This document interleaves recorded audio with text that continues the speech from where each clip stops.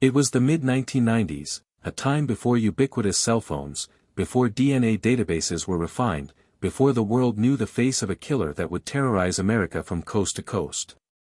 His name was Glen Edward Rogers, calm, charming, unsettlingly unremarkable at first glance. But beneath that ordinary exterior lurked something far darker. Over a span of months in 1995, he would leave behind a trail of blood, shattered families, and unanswered questions that would take decades to unravel. Known to law enforcement as the cross-country killer, and by the media as the Casanova killer, Rogers was convicted of murder in Florida and California and suspected in several other killings across the United States. Born in Hamilton, Ohio, in 1962, Rogers drifted through life doing sporadic jobs, from carnival worker to school bus driver, never drawing much attention. But people recalled something magnetic about him, the easy smile, the smooth talk that made strangers trust him. For some, charm was his weapon.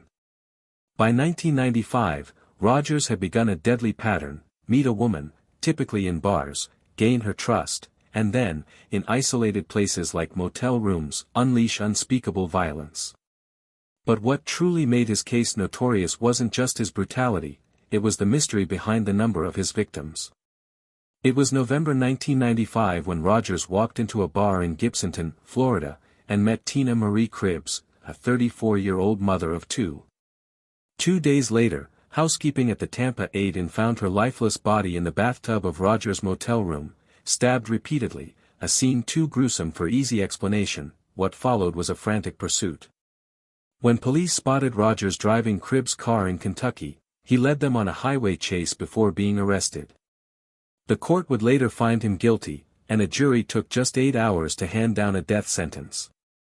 Weeks before Cribbs' death, Rogers had been in Van Nuys, California, where he met another woman, Sandra Gallagher, a mother of 3. A day after their meeting, her badly burned body was discovered in her truck near her home. Rogers was convicted of her murder as well, earning a second death sentence. After his arrest, Rogers shocked investigators with bold claims. He said he had killed up to 70 people across the country. Some reports even suggested he may have been connected, however speculatively, to the infamous 1994 Nicole Brown Simpson and Ron Goldman murders. His brother later claimed Rogers was involved, a theory that made headlines worldwide. But law enforcement dismissed it, and no formal evidence ever tied him to those killings. This only fueled public fascination. Was the man the nation knew only partially, hiding a more sinister truth? Behind the headlines and widely broadcast trials were real lives broken. The children of Tina Marie Cribbs grew up without their mother. The family of Sandra Gallagher never saw justice beyond a cold courtroom. Families of other suspected victims wondered if they'd ever know the truth. And while Rogers sat on death row for almost 30 years, appeals and legal wrangling kept his name in the news, not just for what he did, but why he did it. Some defenders pointed to his troubled childhood, alleging abuse and trauma might have warped him into a killer. Yet no explanation offered solace to the victims' families, or closure to the public. On May 15, 2025, after his final appeals were denied, Glen Edward Rogers was executed by lethal injection at Florida State Prison in Rayford, Florida. His final moments were chillingly calm. He thanked his wife, who had visited him before his death. Then came a cryptic line that would ignite debate. "In the near future, your questions will be answered." Rogers' final statement. Some saw this as delusional bravado, others wondered if he knew things that would never be revealed.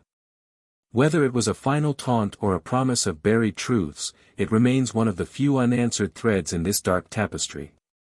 Glen Edward Rogers walked among us, blending charm with violence, a predator perfectly skilled at disappearing into plain sight.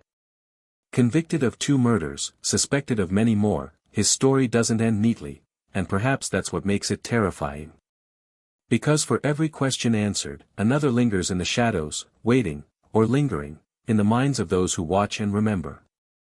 For more videos like this, do well to follow this channel.